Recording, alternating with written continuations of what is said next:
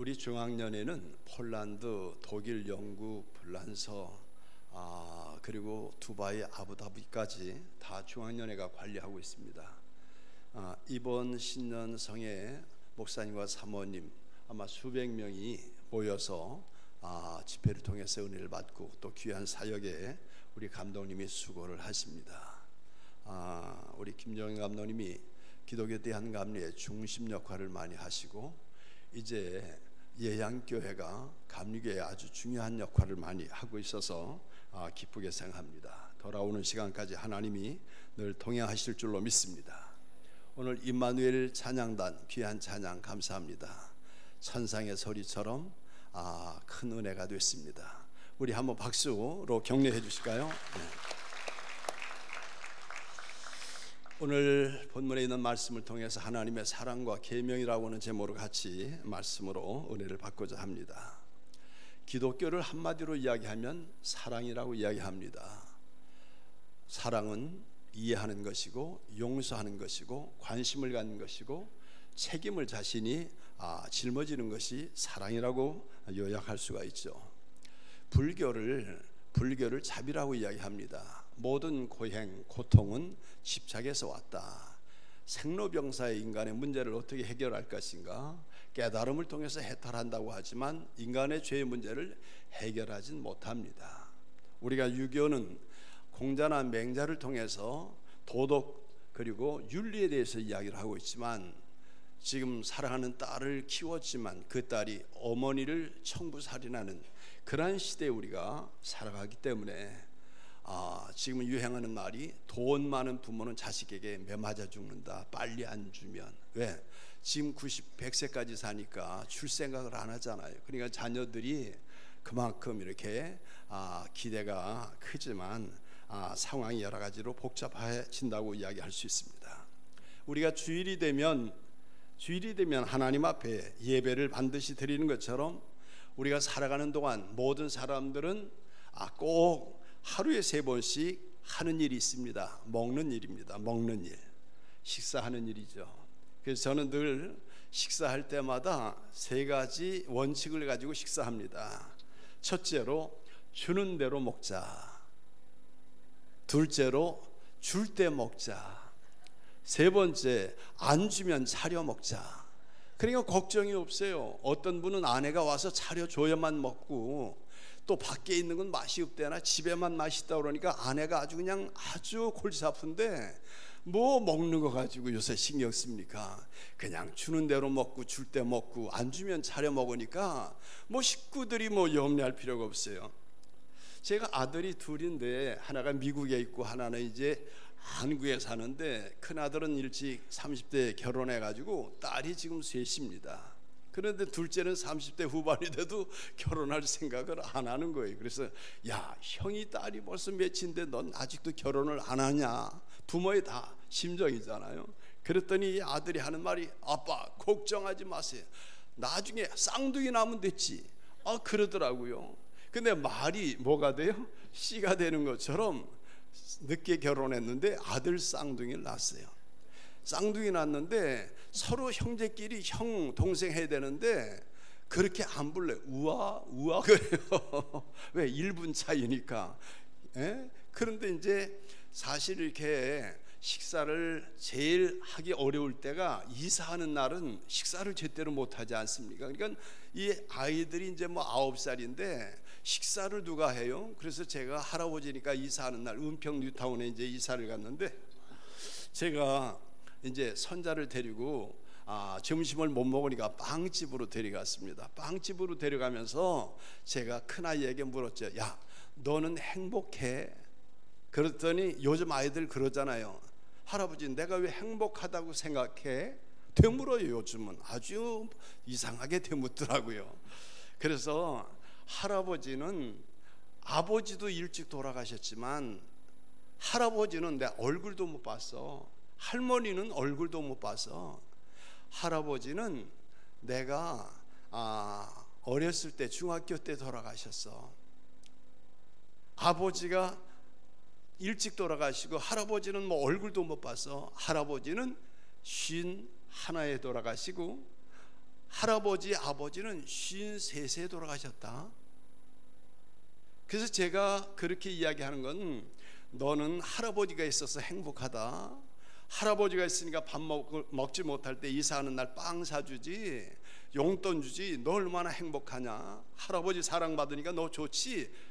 그러면 이 아이가 저한테 할아버지 고마워, 할아버지 사랑해, 할아버지 감사해, 이 말 들을 줄 알았더니 이 아이가 딱 하는 말이, 할아버지 죽을 때 다 됐네. 저는 뒤로 넘어지는 줄 알았어요.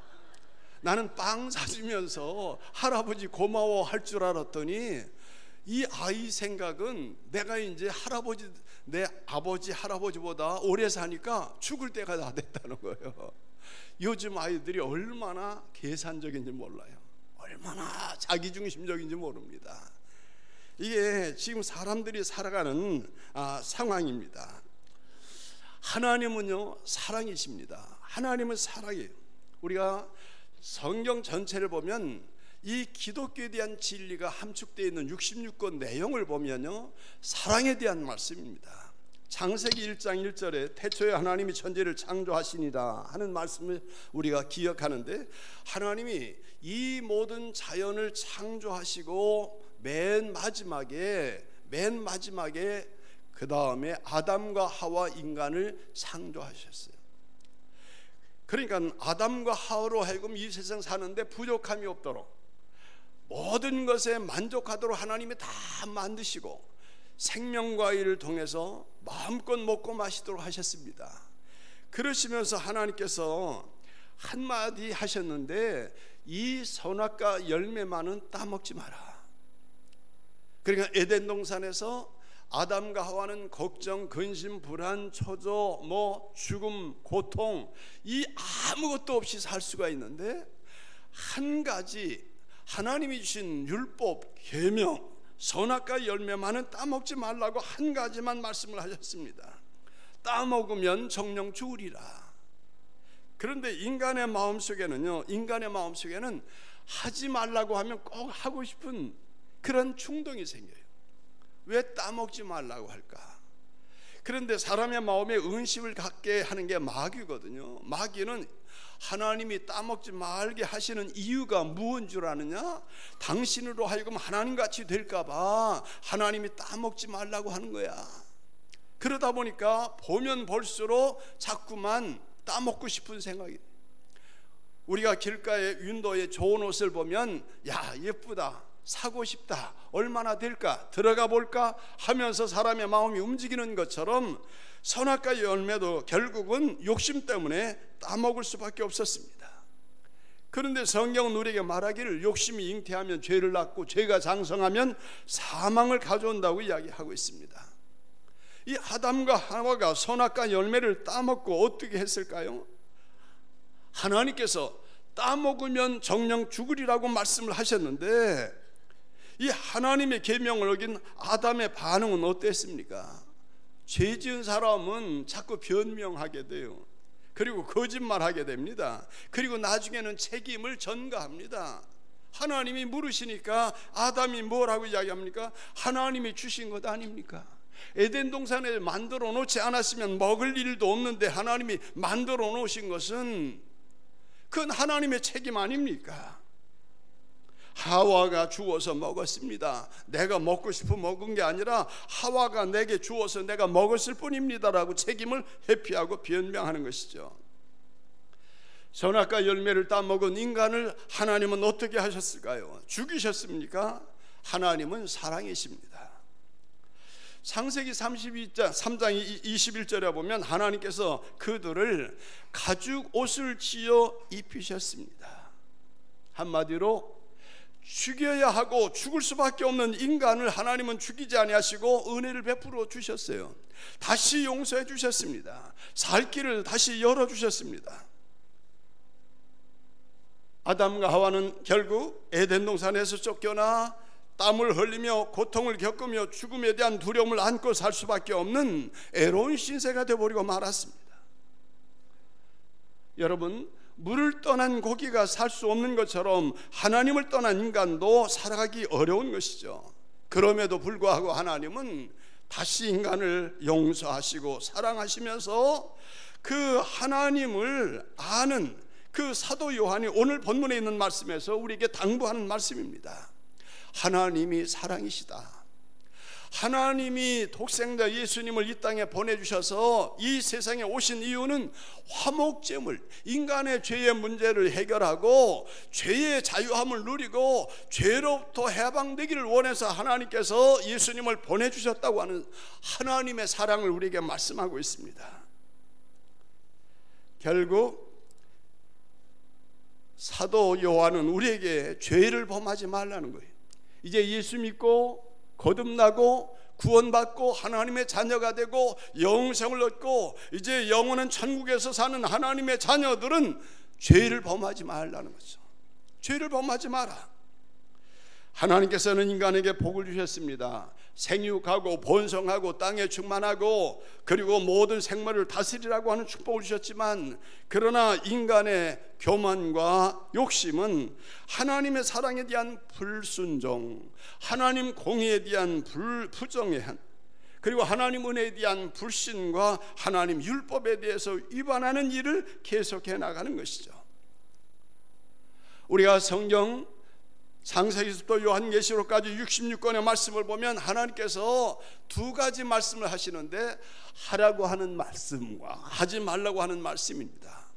하라고 하는 말씀이 365개가 하라고 하는 말씀이에요. 매일같이 하라고 우리에게 말씀하시고 248개가 하지 말라고 하는 말씀을 우리에게 주셨습니다. 이 말씀은 한마디로 죄의 삭슨 사막이요 하나님의 은사는 우리 주 예수 그리스도 안에 있는 영생이라고 하는 것이죠. 죄의 결과는 죽음이라는 거예요. 그러나 하나님의 은사는 우리에게 영생이라고 하는 사실입니다. 이 말씀을 되새겨보면, 그러면 세상에 죄 없는 사람이 있을까? 성경은 우리에게 분명히 말씀하고 있죠. 의인은 없나니 한 사람도 없다는 겁니다. 그렇다고 하면 모든 사람들이 다 죄인이고, 죄 가지고 하나님의 나라에 갈 수 없다고 하면 다 멸망과 심판에서 지옥 갈 수밖에 없다고 하는데, 우리 인간이 살 길은 바로 무엇입니까? 하나님은 사랑이시라. 자녀가 아무리 못됐어도요, 자기 딸이 자기를 천국 살인하려고 몇 천만을 주고 오히려 자기를 죽이려고 한다고 할지라도 이 어머니 마음은 그래도 딸을 살려달라고 이야기하는 것처럼 하나님은 사랑이시라 독생자 예수 그리스도를 이 땅에 보내신 줄로 믿습니다. 예수님을 보내서 누구든지 예수를 믿기만 하면 멸망하지 않고 영생을 얻는다고 하는 축복의 길을 열어주셔서, 예수님이 늘 하시는 말씀처럼 내가 곧 길이요 진리요 생명이니, 하나님은 사랑이십니다. 하나님은 죄 지은 인간이 영원히 멸망당하는 것을 원하지 않습니다. 그래서 요한복음 3장 16절 여러분들이 다 잘 아는 말씀처럼, 하나님이 세상을 이처럼 사랑하사 독생자를 주셨으니 이는 저를 믿는 자마다 멸망하지 않고 영생을 얻게 하려 하심이라. 우리가 3장 17절 말씀해 보면 하나님이 예수님을 보내신 이유가 심판치 아니하려 하며 그리고 죽음이 아닌 구원을 받게 하기 위해서 예수님을 보내주셨다고 했습니다. 영광을 버리고 낮고 천한 이 땅에 오신 예수 그리스도, 하나님께서 인간의 몸을 입고 이 땅에 오셨다고 하는 자체가 우리에게는 큰 축복인 줄로 믿습니다. 주님이 이 땅에 오셔서요, 주님께서는 낙심자를 위로하고 병든 자를 치료하시고 죽은 자를 살리셨습니다. 오른편 강도에까지 내가 하늘나라에 임할 때 나곤에 함께 있으리라고 하시고, 주님은 33년 동안 우는 자들로 함께 울고 기뻐하는 자와 함께 기뻐하셨습니다. 그리고 저와 여러분의 모든 죄의 짐을 짊어지고 십자가에 달려 죽으시면서까지라도 하나님, 저들의 죄를 저들에게 돌리지 마옵소서, 알지 못하고 저런 죄를 범하니 깨닫게 하옵소서 하시면서 하나님 앞에 기도했습니다. 저희 제가 여주에 사는데, 여주에는 명성 황후 생가가 있습니다. 이 여주는요, 왕비가 9사람이 살다가 간 곳이 바로 여주예요. 왕비가 9. 그런데 어느 날 제가 이렇게 감독님과 여러 손님들을 모시고 이제 가게 되는데, 미리 가서 제가 확인을 하는데 식당에서 이렇게 준비하는 분이 있습니다. 그런데 나이가 한 50대 60대 초반 되는 것 같아요. 그래서 제가 목사님, 오늘 손님들 이렇게 접대하기 위해서 먼저 왔습니다. 음식을 잘 해주시게 돼서 고맙습니다. 그러면서 자연스럽게 이야기하면서 이렇게 얼굴 보니까 아주 굉장히 화색이 도시는데 아마 교회 다시는 아버죠. 이렇게 기뻐하는 모습을 보니까 하니까 머리를 긁적긁적 하더니, 목사님, 저는 지금은 교회를 안 다녀요 그래요. 아니 무슨 말씀입니까? 제가 연세를 보면 그래도 집사님이나 권사님 정도 되신 것 같은데요 그랬죠. 그랬더니 오히려 부끄럽지만 제가 권사였습니다. 성결교회를 다녔습니다. 그러면서 자기의 신앙을 고백을 합니다. 목사님, 사실 부끄럽지만 저는요, 배운 것도 없었습니다. 가진 것도 없었습니다. 자존심 하나 가지고 자녀들과 함께 열심히 살았습니다. 새벽 예배도 나가고 주일 예배도 드리고 구역회 예배도 드리고 그 다음에 주일 예배도 드리고 11조 생활도 했습니다. 그리고 제가 신앙 열심히 하다 보니까 교회에서 집사도 받게 되고 권사까지도 했습니다. 그런데 제가 신앙 생활하면서 가진 것 없는 제가 부끄러움을 당하고 배운 것 없는 제가 무시를 당하고 오히려 잘난 사람들에게 외면당하고 마지막 내가 지켰던 자존심까지 무너져서 지금은 교회를 안 다닙니다. 자식을 위해서 내가 기도해야 될 텐데. 저는 그 소리를 들으면서 제가 오히려 부끄러움을 당하는 것처럼 오늘날 교회가 왜 이렇게 힘들까? 한 영혼을 구하기 위해서 산으로 바다로 강으로 그리고 들로 나가서 어떻게 하든지 예수 믿게 하고 구원받게 해서 하나님의 자녀로 삼으려고 하는데, 교회에 와서 오히려 상처받고 마음에 오히려 외로움을 느끼고 다시 교회를 떠나게 된다고 하면 배나 지옥 자식 되게 한다고 하는 주님의 책망을 듣는다고 하면 얼마나 부끄러울까. 자존심 가지고 교회 다니는 건 아니지만 오히려 사람들에게 무시당하는 것 때문에 신앙을 포기해서도 안 되겠지만, 그러나 그가 받은 상처를 왜 교회가 사랑으로 싸매주지 못했을까? 무엇이 문제입니까? 그러나 교회는 하나님의 선물입니다. 예수 믿는 사람들, 예수 믿고 구원받은 사람들이 모인 사랑의 공동체가 교회인 줄로 믿습니다. 하나님이 교회를 세우신 목적이 무엇이에요? 1885년에 아펜살로 감리교회 선교사로 들어온 아펜살로 목사님은 뚜르 대학을 졸업하자마자 결혼하고 20대에 나는 오직 하나님의 영광을 위해서 살겠다고 결단하고 그리고 한국에 들어온 선교사였습니다. 하나님이 교회를 세우신 목적은 예배를 통해서 영광을 받으시기 위해서, 하나님이 교회를 세우신 목적은, 주님의 몸인 교회를 세우신 목적은 인간의 모든 문제를 해결해 주시기 위해서. 그래서 예수님은 마태복음 11장 28절에 수고하고 무거운 짐자들아 다 내게로 오라, 내가 너희를 쉬게 하리라. 평안을 주고 행복을 주고 건강과 축복을 주시겠다고 말씀하고 있습니다. 교회는 천국의 모형입니다. 우리가 아파트를 짓기 전에 모델하우스 들어가면 기분이 좋은 것처럼 교회는 천국에 대한 모델입니다. 모형입니다. 그러면 교회는 성경이 우리에게 말씀하는 것처럼, 모든 세계 사람들이 기독교는 사랑이라고 말하는 것처럼 주님의 몸인 교회, 구원받은 성도들이 모인 교회는 사랑이 충만해야 될 줄로 믿습니다. 우리가 고린도전서 13장 13절에 있는 것처럼 그런즉 믿음, 소망, 사랑, 그 중에 제일은, 그 세 가지는 항상 있을 것인데 그 중에 제일은 사랑이라. 우리 원로 목사님 가운데 신 목사님이라고 하는 분이 계셔요. 이제 목회를 마치고 농사를 이렇게 조금 지었습니다. 그러다 보니까 고추 농사가 잘 됐어요. 그래가지고 그걸 빠가지고 잘 해서 사랑하는 사람들에게, 사랑하는 모든 사람들에게, 가까운 사람들에게 나눠주었습니다. 그리고 그 다음에 고추 농사를 지면서 야, 농사 짓는 게 쉬운 게 아닌데 내가 농사 져가지고 남만 다 주다 보니까 기분은 좋았지만 금년에는 팔아먹자, 돈 벌자 이래가지고 농사를 지었습니다. 그래가지고 열심히 짓다가 이제 제초제를 준다고 줬는데 그 농약을 준다고 줬는데 잘못 주어가지고 고추 농사가 다 죽어버리고 말았어요. 자신이 자기를 위해서 팔아먹으려고 할 때는 죽어버리고 선한 마음 가지고 나누자고 할 때는 너무 좋은 거예요.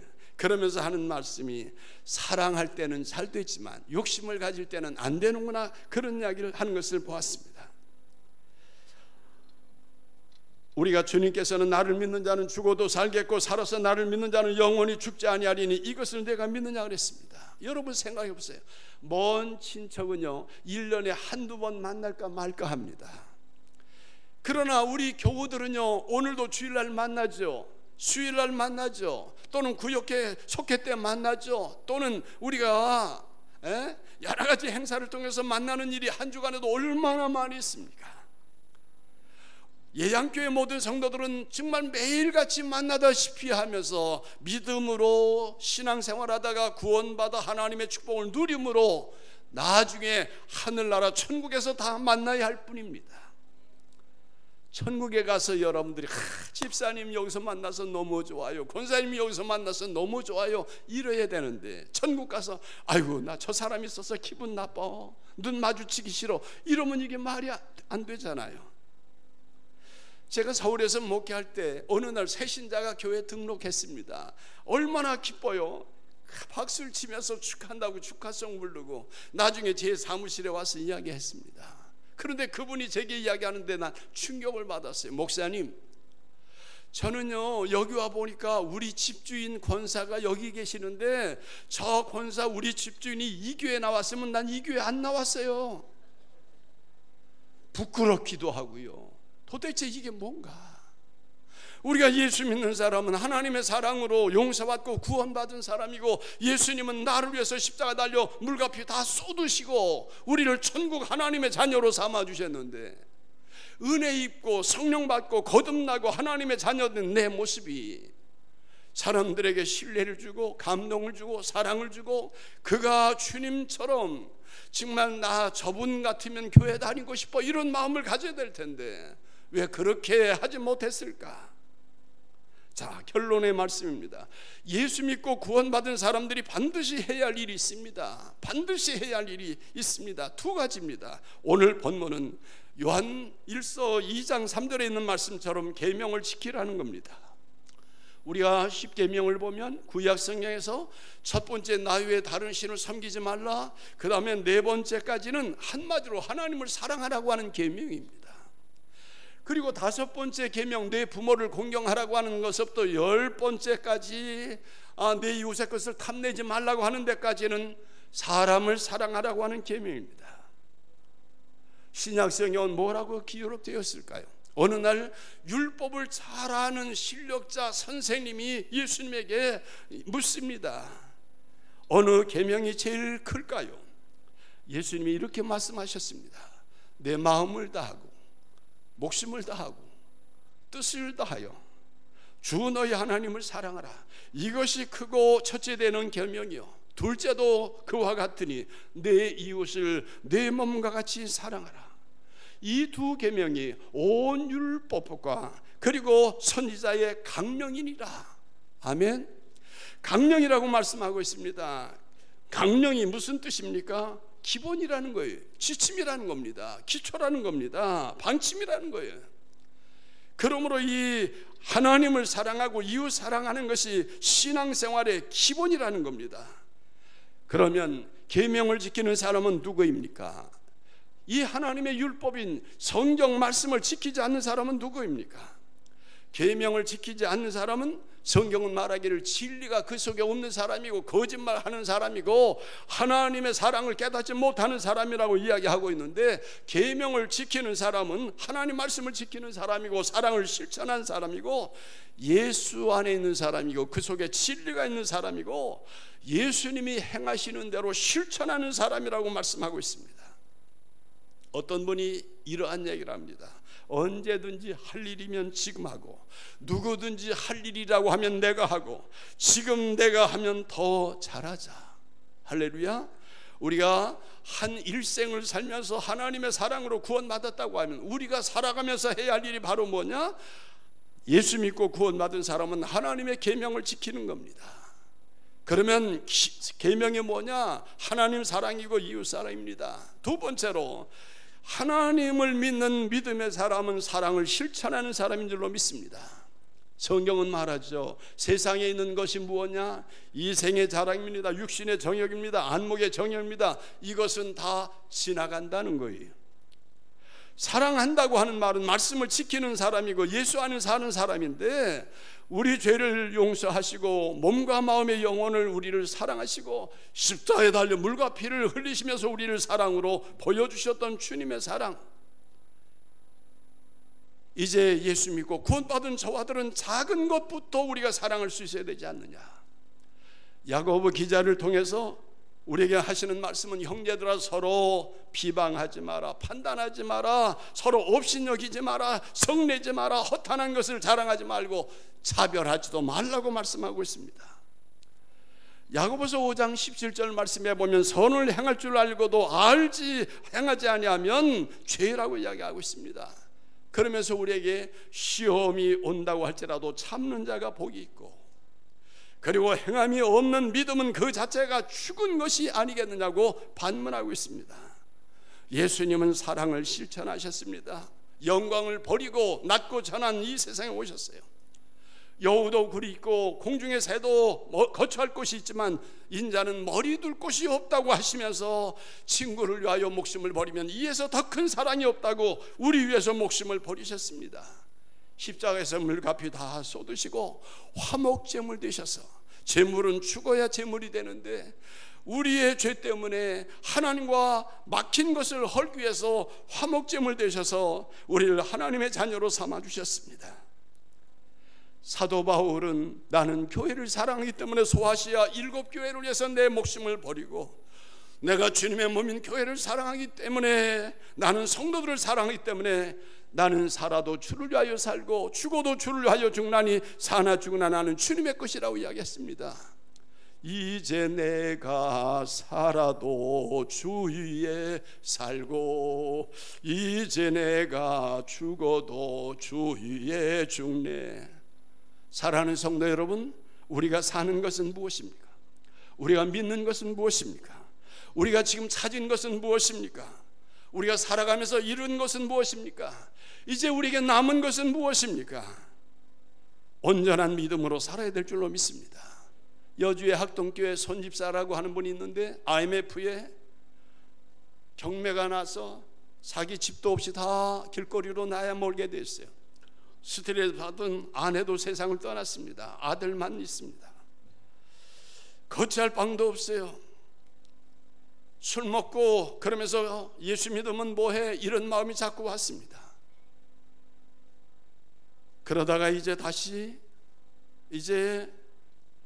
재혼도 하고, 그 믿음의 사람을 만나다 보니까 같이 신앙생활을 다시 회복하고, 그러면서 열심히 신앙생활하고, 이 모든 것을 가지고 있어도 한순간에 날아간다고 하는 것을 깨닫고, 재물이라고 하는 것은 보이다가 없어진다고 하는 것을 깨닫고 나서 온전한 신앙으로 살자, 하나님 말씀대로 살아보자, 기도하면서 살아보자, 정말 하나님의 자녀답게 살아보자. 교회에 굳은 일이 있다고 하면 앞장서고, 성도들이 어려움을 당한다고 하면 발벗고 나서 도와주고, 그러면서 신앙생활을 온전하게 하는데, 아내가 하나님 앞에 일천번제를 드리면서 기도를 시작했습니다. 어느 정도 기도를 시작하는데 아내가 집에 와서 이야기하는 거예요. 여보, 하나님이 우리에게 주신대. 기도하는데 확신이 왔어. 하나님이 우리 가정을 다시 일으켜 주실 거야. 그런데 이 남편이 하는 말이, 남편이 하는 것이 다른 것이 아닙니다. 다른 것이 아닙니다.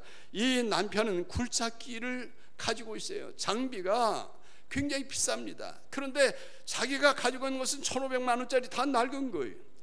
어느 날 어떤 사람이 찾아와서, 선생님, 굴착기 이 방법을 나에게 가르쳐 주시면 그 당신의 차를 제가 1,500만 원에 사겠습니다. 헌차인데 쓸모도 없어 보이는데 사겠다고 하는 거예요. 그래서 그에게 가르쳐 주었습니다. 그 사람이 1,500만 원에 사갔어요. 1,500만 원을 계약금을 주고 1억 8천만 원짜리 굴착기를 샀습니다. 하루 일하면 100만 원이. 아무것도 없이 알거지가 되다시피 모든 것을 다 잃어버렸지만 그가 마지막 붙잡은 것은 믿음이었고 신앙이었고 하나님의 사랑이었습니다. 그런데 하나님은 기도하는 아내를 통해서 다시 그에게 하나님의 축복이 왔습니다. 무디 선교사는 이렇게 이야기합니다. 100명의 사람이 있다고 하면 한 명은 성경을 읽지만 나머지 99명은 그리스도인을 읽는다는 거예요. 사람을 본다는 거예요. 그 사람이 예수 믿은 지 5년, 10년, 몇십 년 됐는데 과연 그 사람은 뭐가 달라졌을까? 성남의 어느 장로님은 주일날만 되면 내가 오늘 세 사람을 만나야지. 젊은이가 실직해가지고 어려움을 당하는데 그 청년을 만나서 내가 차 한잔 대접하고 위로해줘야지. 그 나이 많은 집사님이 병원에서 수술을 했는데 이제 회복해서 교회 나왔지만 얼마나 힘들었을까? 내가 그분을 만나서 위로해 줘야지. 그러면서 교회 갈 때마다 예배 드리러 하나님께 영광을 돌리지만 그러나 성도들을 만나되 그 성도들이 어려움을 당하고 외로움 당하고 고통당하는 사람을 위로해 주고 격려해 주고 칭찬해 줘야지. 그런 마음으로 교회를 간다고 하는 사실입니다. 마지막으로 저는 시와 그리고 내용을 말씀을 드리고 말씀을 마치려고 합니다. 어느 아내가 남편이 너무 힘들었어요. 남편 때문에 힘들었어요. 그런데 어느 날 남편이 세상을 떠났습니다. 당신 앞에서 내가 상처받고 사는 줄 알았는데 내가 그대에게 상처를 주었군요. 어루만져 주지 못해 미안해요. 용서하지 못해 미안해요. 이해하지 못해 미안해요. 사랑하지 못해 미안해요. 그래서 나는 울고 있어요. 내 찢긴 사랑에 울고 있어요. 스모기 린이라고 하는 소방관의 기도가 있습니다. 아무리 뜨거운 화염 속에서도 한 생명을 구할 수 있는 힘을 주옵소서. 너무 늦기 전에 어린아이를 감싸 안을 수 있게 하시고 공포에 떠는 노인을 구하게 하옵소서. 스티븐 잡스는 정말 제가 굉장히 많이 생각을 하는 사람입니다. 이 사람은 맥킨토시를 회사를 만들고 애플의 창업자입니다. 저와 여러분들이 잘 아는 것처럼 그는 56세에 췌장암에 걸려서 2년 동안 병투병하다가 58세에 세상을 떠났습니다. 그는 낳은 지 얼마 안 돼서 그 부모가 그를 버렸어요. 그래서 양부모 밑에서 자랐습니다.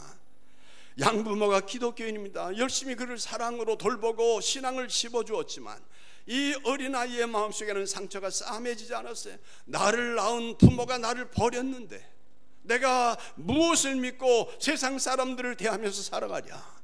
학교를 다니면서도 친구들과 어울리지 않았습니다. 자기 방에 혼자 가서 무언가 만드는 일에만 전념했습니다. 그러나 그가 컴퓨터를 만들고 회사를 창업하고 애플의 창업자가 돼가지고 엄청난 돈을 벌고 명성을 날렸지만 췌장암에 걸려서 2년 동안 어려움을 당하다가 세상을 떠났는데 그가 마지막 남긴 말씀을 드리고 말씀을 마치려고 합니다. 생애 끝자락에서 나를 돌아봅니다. 나는 성공신화였습니다. 성공했습니다. 돈도 벌었습니다. 명예도 얻었습니다. 인기도 얻었습니다. 존경도 받았습니다. 모든 사람들이 원하는 것을 다 가져보았습니다. 그러나 지금 나는 죽음이 앞에 있습니다. 이 세상 떠날 시간이 점점 가까이 오고 있습니다. 이 세상을 떠날 때 마지막 남는 것은, 이 세상을 떠날 때 내가 가져갈 수 있는 것은 재물도 아닙니다. 성공도 아닙니다. 명예도 인기도 권력도 아닙니다. 오직 하나, 믿음으로 얻은 사랑뿐입니다. 나는 얼마만큼 사랑하며 살아왔는가를 돌아봅니다. 조금입니다. 너무나 작습니다. 내 인생 많은 시간을 나는 일로, 성공을 위해서, 직장을 위해서, 직업을 위해서, 돈을 위해서 살아왔을 뿐입니다. 그러나 이제 하나님의 부름 앞에 나는 후회합니다. 양부모님이 성경을 통해 알려주셨던 사랑을 이제야 깨닫습니다. 여러분에게 부탁합니다. 부디 사랑하십시오. 뜨겁게 사랑하십시오. 자신을 사랑하고 가족을 뜨겁게 사랑하십시오. 그리고 믿는 여러분들을 사랑하십시오. 이 세상 떠날 때 남는 것은 오직 믿음을 통해 얻는 사랑뿐입니다. 기도하겠습니다. 좋으신 아버지, 우리가 주님 만나서 예수 믿고 거듭나 구원받아 하나님의 사람으로 영원한 천국 백성이 됐습니다. 이 짧은 인생을 사는 동안 우리는 교회를 통해서 하나님을 알고 사랑을 느끼고 예배를 통해서 영광을 돌리지만 정말 주님의 계명을 지키며 하나님을 사랑하는 것처럼, 주님의 몸인 교회를 사랑하는 것처럼 아버지 하나님, 가족을 사랑하고 이웃을 사랑하고 친구를 사랑하고 나와 함께하는 모든 사람들을 살아있음에 감사하며 사랑하며 살고 있습니까?